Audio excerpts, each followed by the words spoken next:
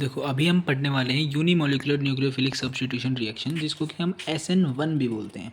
अभी तक हमने पिछले वीडियो में तो क्या किया, एक न्यूक्लियोफाइल लेकर आए थे, उससे एंटी बॉन्डिंग पे अटैक करा SN2 रिएक्शन में, और फिर क्या किया हमने एक्स को बाहर निकाल दिया।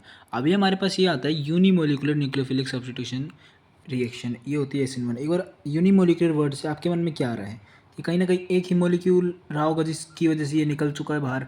ठीक है, तो ये अकेले अभी कह रहा मैं तो अकेले अपने एक्स को बाहर निकाल दूंगा। ठीक है, ऐसा मतलब है इसका। तो अभी बात आती है कि ये अकेला कैसे करेगा।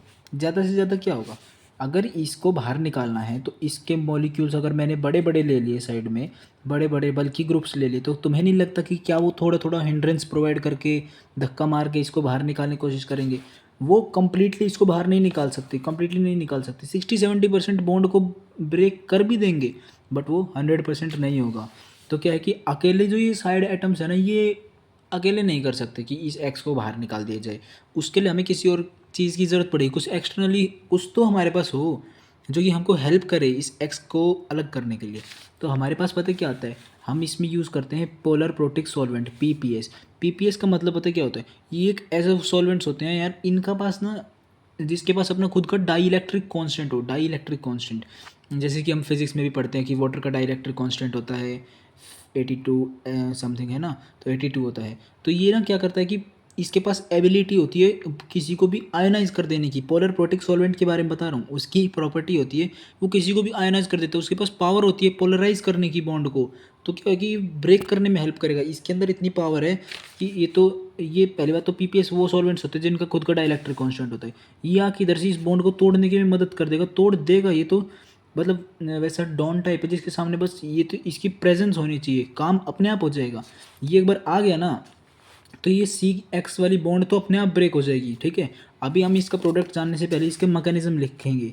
मैकेनिज्म देखते हैं होगा कैसे, अकेले अकेले ये कैसे अपनी बॉन्ड, कैसे ये एक्स को अलग कर दिया जाएगा। ठीक है, यहाँ पर R था, यहाँ पर था Q, इसको मैं डार्क कर ही देता हूँ।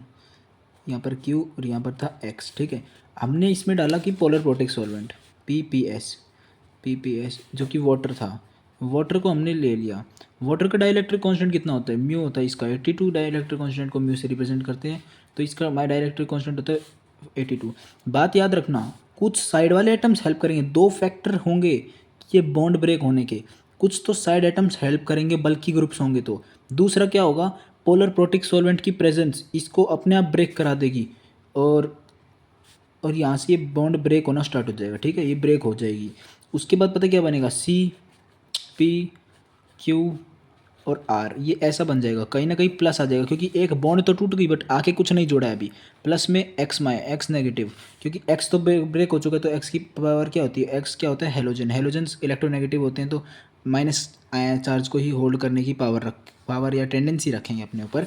ठीक है, एक्चुअली में पता क्या होता है, ये लोग ऐसे बन गए। इसके बाद क्या होगा, ये तो फर्स्ट स्टेप हमने क्लियर है बिल्कुल माइंड में। क्या हमें तो भाई इसकी बॉन्ड तोड़नी है, अकेले इसकी बॉन्ड तोड़नी है। यूनिमोलिकुलर नाम इसीलिए ही इसका है। क्या है, कुछ तो साइड आइटम्स हेल्प कर देंगे, और हमें एक और ज़रिया है कि बॉन्ड तोड़ दी जाए। वो क्या है कि इसका PPS मतलब पोलर प्रोटिक सॉल्वेंट को लाया जाए। वो क्या होता है, उसके पास पोलर प्रोटिक सॉल्वेंट के पास होते हैं डाई इलेक्ट्रिक कॉन्स्टेंट।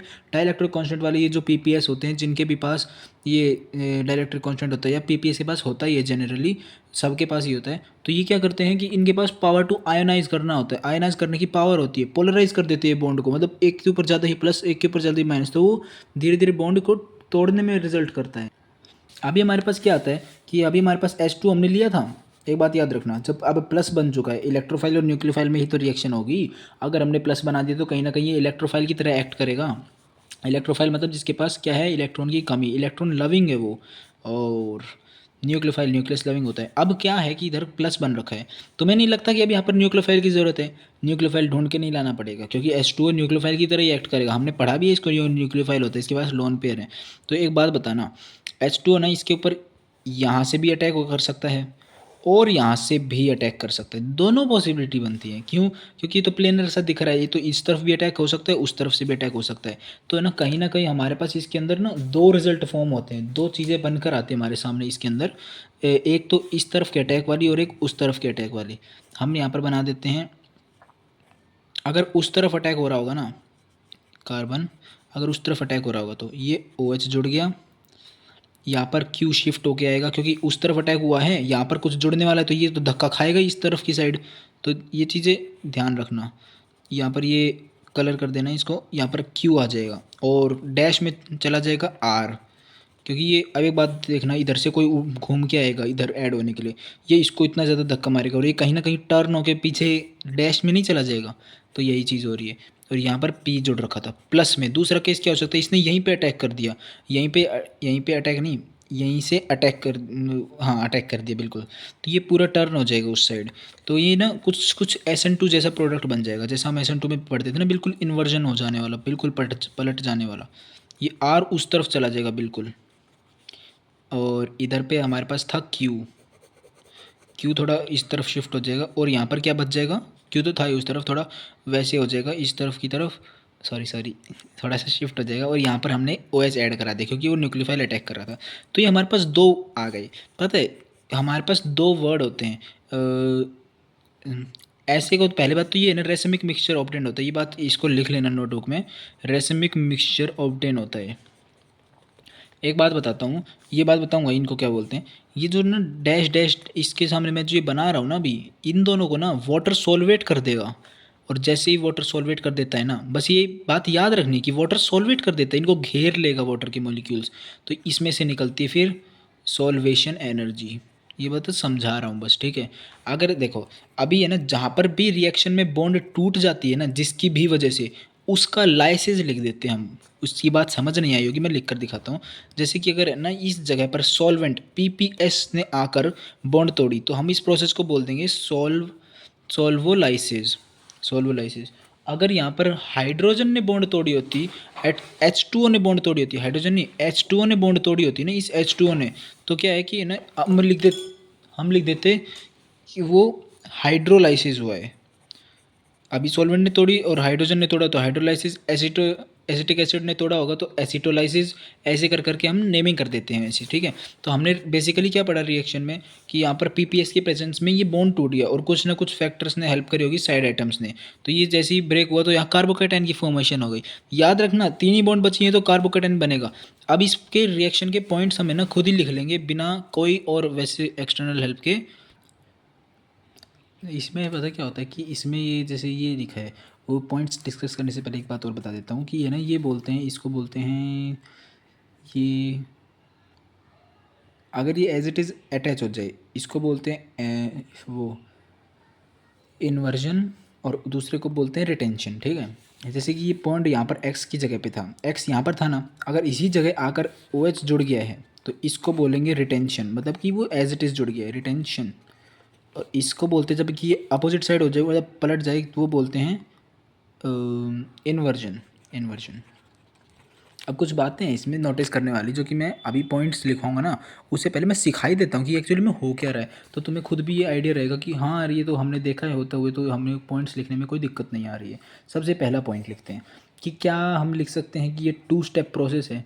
सबसे पहला है 2 स्टेप प्रोसेस। बताऊँ कैसे, क्योंकि सबसे पहले तो ये बॉन्ड तोड़ी, प्रोसेस 1। सेकेंड में ये अटैक हुआ, एडिशन हुआ इसका, ठीक है। तो ये 2 स्टेप की प्रोसेस हुई। दूसरा हम पॉइंट लिख सकते हैं, मैं पूरा नहीं लिख रहा हूँ, कार्बोकेटाइन इज फॉर्म्ड,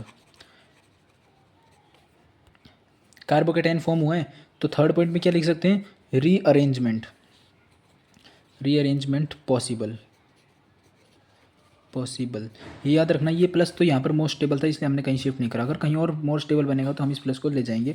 और कार्बोकेटाइन में वो रीअरेंजमेंट ज़रूर हो सकती है, ठीक है। तो फोर्थ पॉइंट हम क्या लिख सकते हैं इसमें से देख के, हम लिख सकते हैं कि यूनिमोलिकुलर रिएक्शन। हमारे को तो पता ही है ये बात, तो नाम में ये रखा है, नाम में ही पता चल जाता है, यूनिमोलिकुलर रिएक्शन। हमने क्या देखा अभी इसमें कि रेसमिक मिक्सचर ऑब्टेन हो रहा है, रेसमिक मिक्सचर इज ऑब्टेन्ड। और कि हमने इसमें ये भी देख लिया कि बोथ रिटेंशन,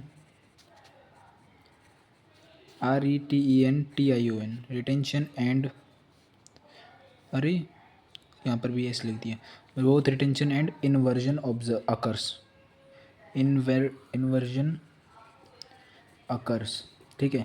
और हम क्या लिख सकते हैं, हमने इसमें देखा कि है ना P के और R के चेंज करने से फ़र्क तो पड़ेगा, मतलब ये एच एच के आइटम्स तो होंगे नहीं देखो, तो है ना क्या कि बल्कि ग्रुप्स ही मिलेंगे कि जो कि हेल्प कर रहे होंगे कहीं ना कहीं ब्रेक करने में।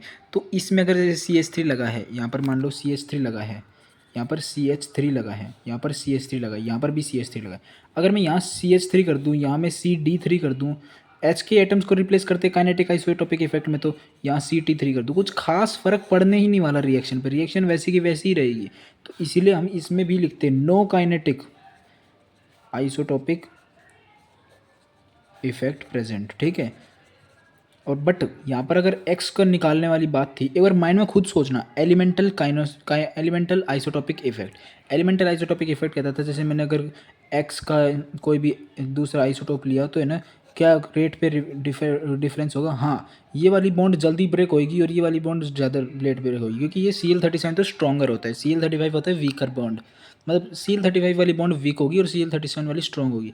तो है ना हमें जाहिर सी बात, अगर हमने इस पर स्ट्रॉन्ग वाली बॉन्ड लगा दी तो तोड़ना थोड़ा मुश्किल हो सकता है, तो रेट ऑफ रिएक्शन पे तो इफेक्ट होगा। तो हम लिखेंगे elemental isotopic effect is present, ठीक है, ये चीज़ हमने लिख दी। और एक बात बताना ज़रा, इसमें मैं ये लिख सकता हूँ कि इसमें यहाँ पर लिख के दिखा रहा हूँ, ब्रांचिंग विल, नेक्स्ट पॉइंट है ये, सिक्स्थ हो गया था, सेवन्थ ये हो गया, एट्थ ये हो गया, नाइन्थ लिख देते हैं, branching will help in dissociation.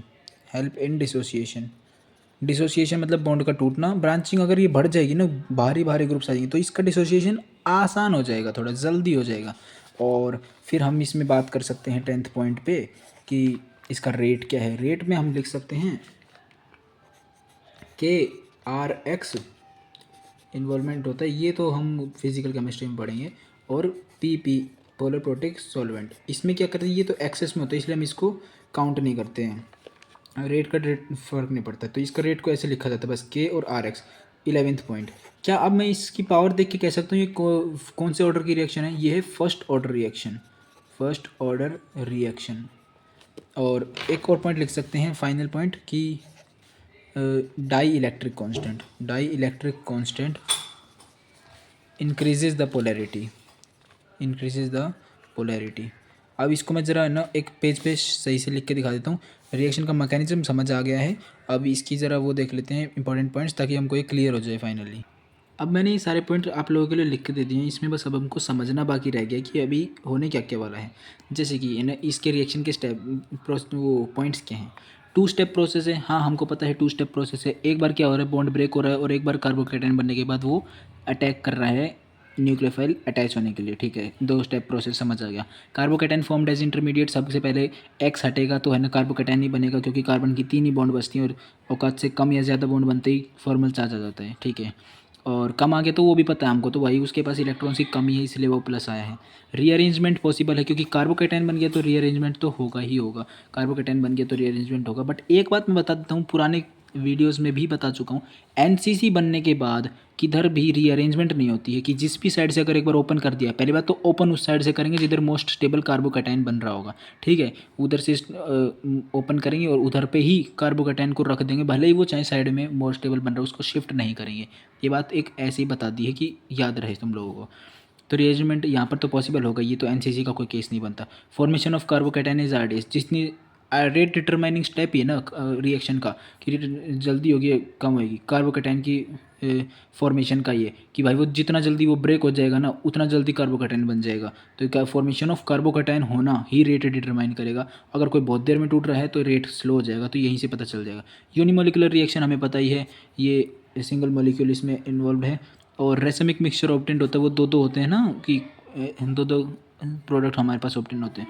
Both retention and inversion, एक तो एज इट इज़ इसी की पोजीशन पे लग जाता है उसको बोलते हैं रिटेंशन, जो कि यहाँ बना है, और एक इसके अपोजिट साइड लगता है, जैसे कि फ्लिप होने के बाद, नहीं मेरे अकॉर्डिंग वट एवर, इसको मैं क्लियर कर दूंगा नेक्स्ट वीडियो में। एक बार मेरे को भी थोड़ा क्लियर नहीं हो रहा है कि रिटेंशन और इन्वर्जन कौन कौन सा पोजीशन होता है, बट ये याद रखना, इतना बता दिया ना, रिटेंशन वो होता है जो कि एज इट इज़ लग जाए, और इन्वर्जन मतलब फ्लिप हो जाने के बाद उस पोजीशन पे लगा है। और no kinetic isotopic effect present हमने देख चुका है कि CH3 CD3 और CT3 लेके देखेंगे तो भी रेट ऑफ रिएक्शन पे कोई ज़्यादा फर्क नहीं पड़ेगा। तो जब हाइड्रोजन के आइसोटोप्स इफेक्ट ही नहीं कर रहे तो हम यही तो लिखेंगे ना, no kinetic isotopic effect present. Elemental isotopic effect हमने देख चुका है कि Cl का अगर दूसरा आइसोटोप लेंगे तो भाई बॉन्ड स्ट्रॉन्ग हो जाएगी और स्ट्रॉन्ग को ब्रेक करना मुश्किल होगा। Branching will help the dissociation, भाई जितना ज़्यादा ग्रुप्स की ब्रांचिंग होगी, साइड आइटम्स जितने ज़्यादा ब्रांच्ड होंगे, मतलब बड़े बड़े होंगे, वो उतनी ज़्यादा जल्दी हेल्प करेंगे कि वो भाई जल्दी से क्या हो जाए, ब्रेक हो जाए। हाँ, एक्स सी और एक्स की बॉन्ड ब्रेक हो जाए तो वो एक्स को निकालने में हेल्प करते हैं। रेट हमने ये देख चुका है, इसकी पावर 1 होता है। पावर देखते हैं हम, ये लिख देंगे फर्स्ट ऑर्डर रिएक्शन है। और डाइलेक्ट्रिक कांस्टेंट जो कि पोलैरिटी बनाता है वो इंक्रीज़ करता है, रेट है ये, रेट ऑफ रिएक्शन को, ठीक है, ये भी देख लिया। ओवरऑल मैं बता देता हूँ SN2 और SN1 में कि SN2 में हमने देखा कि इसको स्टेबलाइज करने के लिए हमें इलेक्ट्रॉन विड्रॉइंग ग्रुप की हेल्प थी, और SN1 में हमको चाहिए बल्की ग्रुप्स। तो है ना, 3 डिग्री कार्बन इसमें हेल्प करेगा, और इसमें इलेक्ट्रॉन विड्रॉइंग ग्रुप्स और ब्रांचिंग बड़े बड़े कार्बन के जितने भी ग्रुप्स हो सकते हैं वो सब हेल्प करेंगे इसमें। तो याद रखना, अगर ऑर्डर देना हो ना SN2 और SN1 में किसी के लिए कुछ कंपाउंड्स लिखें तो इसमें याद रखना, जिसमें अगर इलेक्ट्रॉन विड्रॉइंग ग्रुप SN2 का ऑर्डर देना है तो जिधर इलेक्ट्रॉन विड्रॉइंग ग्रुप होंगे ना खींचने वाले, तो उधर से क्या होगा, जैसे इलेक्ट्रॉन खींचने वाले ग्रुप्स हैं तो उधर पे ये SN2 वाला तो स्टेबलाइज हो जाएगा। जैसे एक क्वेश्चन लिखा है CH2X, CH2 CH2 CH2 CH, यहाँ पर तो CH3 आएगा, CH3 और X, और मैं लिख दूंगा CH2, या फिर मैं ऐसे बना देता हूँ इसको, ऐसे एक्स। तो इसमें देखना कि है ना, अगर SN2 का ऑर्डर लगाएंगे ना हम तो V1 2 3 4 है, तो है ना SN2 में तो विड्रॉइंग चाहिए, ये भी कहीं ना कहीं इलेक्ट्रॉन्स दे रहा होगा, ये भी प्लस आई से, ये भी प्लस आई से इलेक्ट्रॉन्स दे रहा होगा। यहाँ पर 3 दे रहे हैं, यहाँ पर 2 दे रहे होंगे, यहाँ पर 1 दे रहा है, यहाँ पर भी ऐसे दे रहे हैं, मतलब यहाँ पर 2 दे रहे हैं। तो है ना, ये क्या होता है कि इसमें तो इलेक्ट्रॉन चाहिए नहीं। एक बात याद रखना, हमेशा SN2 का ऑर्डर लगाने के लिए ये सोच रहे ना, ये इलेक्ट्रॉन दे रहे हैं ना तो ये ऑर्डर नहीं होगा। क्यों? क्योंकि हमें तो SN2 में हमने देखा था ट्रांजिशन स्टेट में भाई 10 इलेक्ट्रॉन हो गए थे, 5 बॉन्ड बन गई थी कार्बन की, तो इलेक्ट्रॉन्स की तो ऑलरेडी एक्सेस थे, तो इलेक्ट्रॉन देने वाला नहीं चाहिए, इलेक्ट्रॉन खींचने वाला चाहिए, तभी हमने इलेक्ट्रॉन विड्रॉइंग रखा है। तो ऑर्डर हम लगा देंगे 1 2 3 4, भाई हमको कम से कम देने वाला चाहिए। और SN1 में क्या देखा था कि भाई ज़्यादा से ज़्यादा ब्रांचिंग मिल जाए तो हमारा स्टेबलाइज हो जाएगा। तो है ना, हम अगर SN1 का ऑर्डर लगाने लगेंगे तो 4 3 2 1 आ जाएगा। बट ये मत सोचना हर केस में SN1 और SN2 अपोजिट मिलेंगे एक दूसरे के, ऐसा नहीं होता है। अभी हम इसके क्वेश्चंस पे भी बात करेंगे, तो आई होप ये क्लियर हो गया होगा। मेरे तरफ से तो क्लियर है।